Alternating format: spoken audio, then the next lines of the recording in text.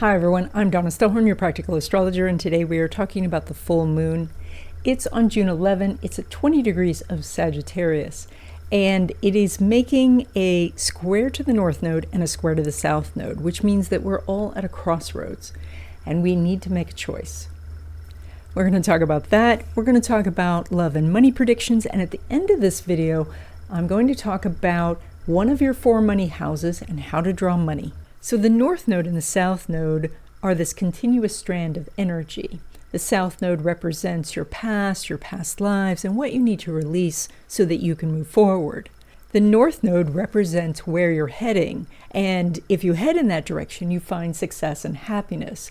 But the temptation is to stay in the south node because it's familiar, and for a while it will feel safe and certain. But over time, this energy just disintegrates and you're left with nothing. So this full moon is sitting square the north node and square the south node. So kind of picture yourself at a T intersection and you have a choice. You can go towards the south node or you can go towards the north node. Now the south node is in Virgo, so that means that it represents the patterns that you know, the routines you know, the schedule that you know. And so that's like making the same breakfast every morning. It's driving the same route to work, talking to the same people, that, so that it does, again, feel somewhat safe and comfortable, but it's not going to help you grow. It's not going to help you achieve your goals. Now, the north node is in Pisces, and Pisces is this force for creation. So if you think of Aries as being the first sign, Pisces is right before that. So Pisces is the idea or the vision that you have that then things get created out of. And so Pisces is this more holistic view of things. It goes beyond like making a living, and it's about living well. It goes beyond how you describe yourself, and the groups that you belong to, and all the little identifications, and it reminds you that you're part of the universe. And being part of the universe means you can tap into the abundance that's there. So you're at this crossroads now with a choice of exploring something new and investigating that idea and seeing if you can take this vision and turn it into reality. Or you can choose the south node, which is doing the same things you've done before and being in that same routine and stuck in those chores and those endless tasks. Now, that's not to say that laundry doesn't need to get done and dishes don't need to be washed. Those things do need to happen, but this is where you don't make it your entire existence, that you carve out a little bit of time, even just a few minutes a day, so that you can work on the things that are going to bring you real happiness. So this is full moon energy. So it is the busiest time of the whole lunar cycle. And so you're busier now than even usual, which is saying a lot. But you want to stop for a moment and just picture what you want for future cycles. You want to think about maybe what you want to get going on the new moon in a couple of weeks. And if you would like to know what's ahead for you in 2025 and 2026, I do readings. These are live readings by Zoom where we go through your chart and your questions. You can record this session. And so there is a link in the description that gives you more information. Okay, Pisces, this full moon is lighting up the top of your chart. This means you are more noticeable, that your reputation is stronger, that you can gain more followers and fans. And so then when we look at the south node on one side, it's that old mindset of waiting for somebody else to open the door. It is about waiting to be picked, waiting to be chosen, waiting to be awarded the crown. And then on the other side is the north node in your own sign. And it says that you're the source of your power, that you're the leader, that you say, I'm going to make this happen. And as you do, then others fall in and say, yes, we want to go with you. So this is about taking the ownership of saying, I'm going to create my future.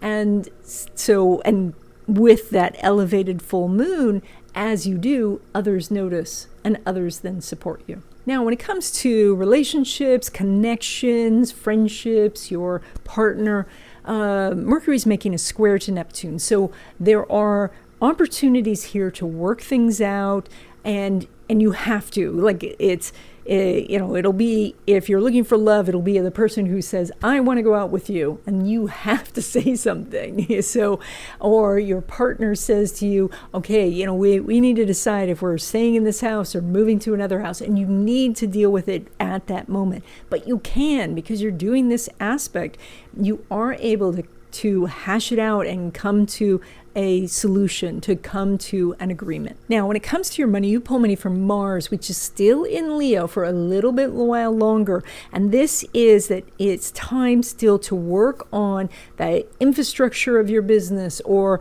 your plan for your investments, and get all of that done, because you're about to go into a new cycle, and that's going to happen as we go into the new moon. So right now, this is all about finishing up paperwork, finishing up a workflow process or procedures, or putting some touches on the website and things like that. Now, when it comes to money from business or from investments, there's no aspect going on between Venus and Mars, so you're making about the same as usual. And that, again, makes sense because you're behind the scenes, working away on things, not out there in the public eye. That's coming after we get past this energy, after the new moon. So you've got about 2 weeks, again, of doing all of the little things that make the money machine run. Now, when it comes to money derived from career, so that would be a paycheck, Mars is making an out of sign inconjunct with Saturn. Now, this energy means that if you are pursuing a raise at this time, there's going to be some strings attached. There's going to be some parts that they're going to ask you to do that you don't really want to do.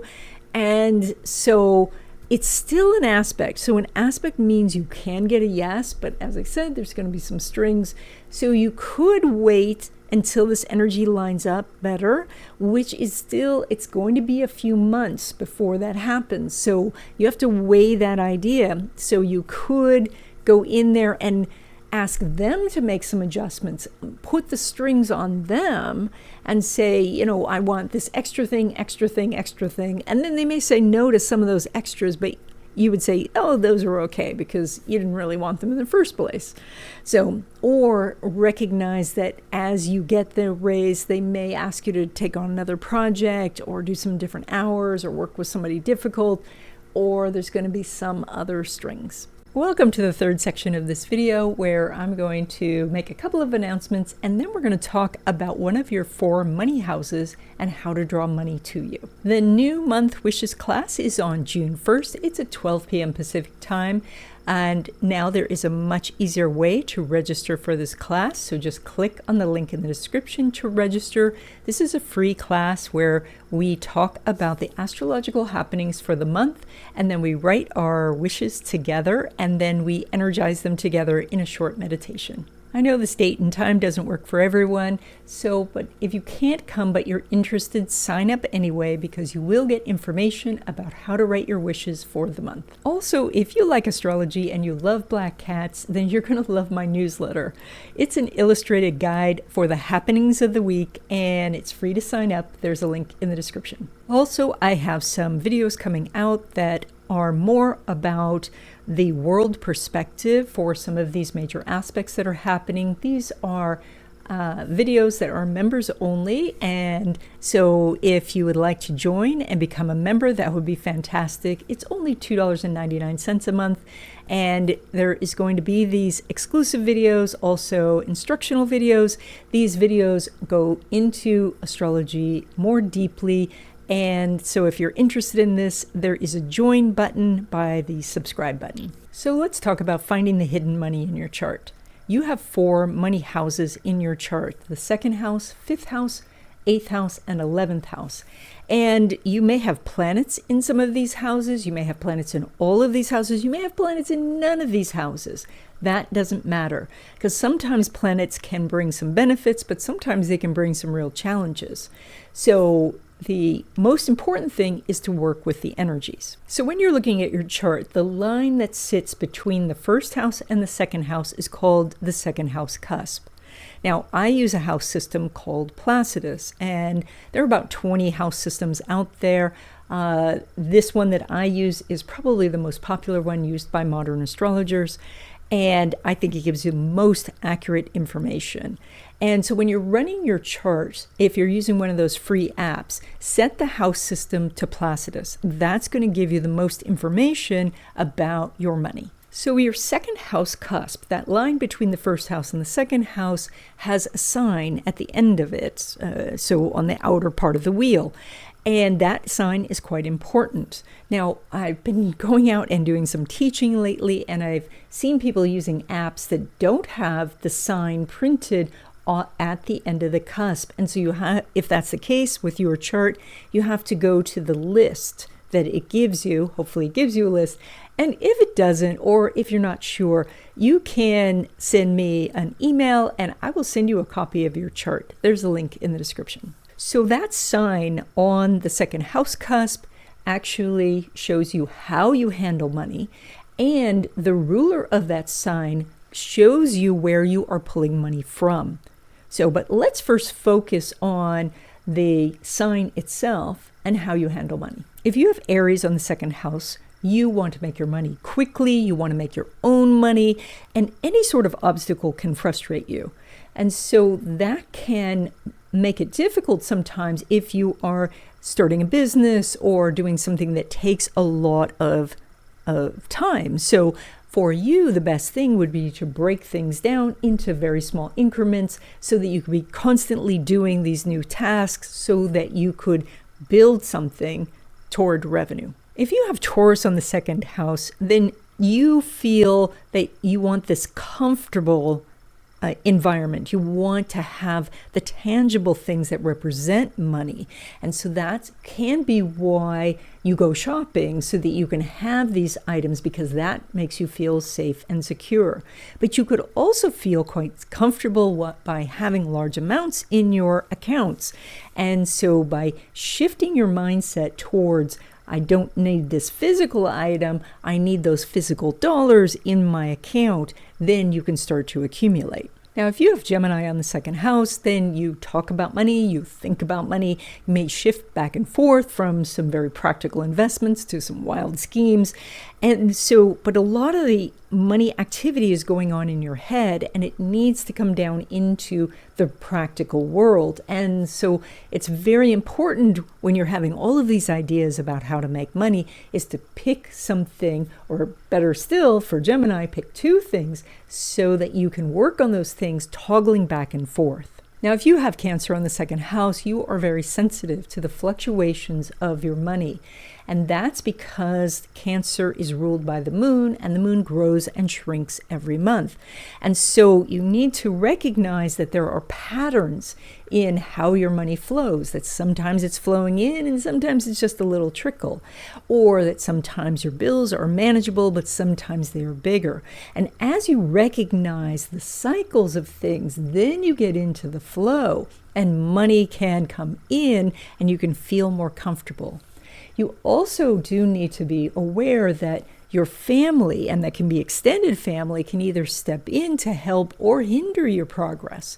And so you want to make sure that you're allowing family to help, but also creating some boundaries if your family is hindering your progress. Now, if you have Leo in the second house, then you have this sort of identity tied up with money. And that means that as you're creative, as you express yourself, more money can come in. Now, it's actually that money is one of your talents. So now it's also true, though, that with Leo in the second house, that you like to make a grand display. And so you are more likely to buy friends presents or to be lavishly giving gifts to family members. So you're quite generous, and that's wonderful, but it's also, you want to make sure that you have enough before you start giving it all away. So but the bottom line here is that using your creative talents, you can bring in the money. Now, if you have Virgo in the second house, you're quite careful with your money. You are looking at the dollars as well as the pennies, and that's good. Of course, you want to be aware that how much the other things can cost you. So you don't want to drive clear across town to save a few pennies on gas, because obviously. So you also are quite good at keeping track of money. And as you do, more money comes. As you pay attention to your investments, as you open your statements and look through these things, you will find that you have more and more money growing. Now, if you have Libra on the second house, sometimes you're more interested in the balance of things, and that could be work-life balance, or the balance of, somebody gives you something, so you want to give them something. And so you're more interested in fairness than actually making the money. And so if money is very important to you, or if you're really needing it, you're going to have to skew that balance until you in your mind see it as balanced. And sometimes that's just looking at things differently. When you think of how much somebody else might be making versus yourself, then perhaps some balance is achieved. So this is also with Libra, you could tend to maybe skimp on some of the necessities so that you can buy the things that you really want. If you have Scorpio on the second house, then you're very interested in money, and you probably want to do some sort of investing or create some passive income. It is likely that you have some hidden money that you keep for emergencies, maybe something that your spouse doesn't even know about. And you also have the hopes that you can make a lump sum of money or have a big win. If you have Sagittarius there, you can be a little cavalier about your money and money management. It's the Sagittarius gives you some luck, but because you have luck, it sometimes doesn't give you the push to go make more. It's like you were a little bit short for rent, but then you reach in your pocket, you find $100 and rent is made, versus you saying, okay, I have all of these skills and intelligence and cleverness. I could go make more money. But why, when luck just seems to happen? If you have Capricorn on the second house, you work hard for your money, and money seems to come in slowly. It feels like it comes in small amounts until one day you look around and you have much more than everyone else around you. So one of the things, the benefits that this is because it gives you the impression you have to work so hard, you are constantly working for it, and you do have more ability to bring it in. So, but it can feel like it's drudgery. And so it's necessary for you to go in and every once in a while and make sure that you know that you are doing well, that you are, that money is coming in on a regular basis and that it is accumulating. Now, if you have Aquarius on the second house, then money can come in unexpectedly, or that money can go out unexpectedly. So this is that your income will fluctuate or your expenses will fluctuate. So if you have a job where there's some sort of commission or bonus structure, or you have a side business so that sometimes it's up and sometimes it's down, it's very harmonious with that Aquarius energy. If you're on a fixed income or you get a regular paycheck, then your bills can fluctuate, and it's very necessary that you have some sort of sinking fund. With Aquarius on the second house also, you tend to make what your peers make. And so if you want to make more money, you find richer friends. So if you have Pisces on the second house, then you have one of two directions you're going to go. You either are hyper-focused on money or you ignore money. And so this is that, and so money can flow in and it flows out, and money can slip through your fingers. And this is changed by recognizing any spiritual blocks that you have towards money.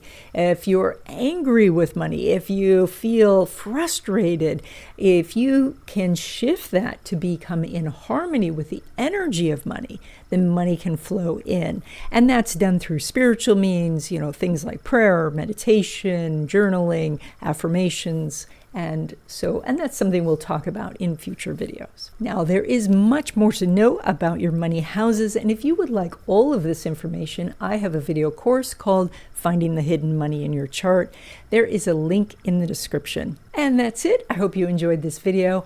If you haven't already, please subscribe, join if you want to become a member, sign up for the newsletter, and I will see you in the next video.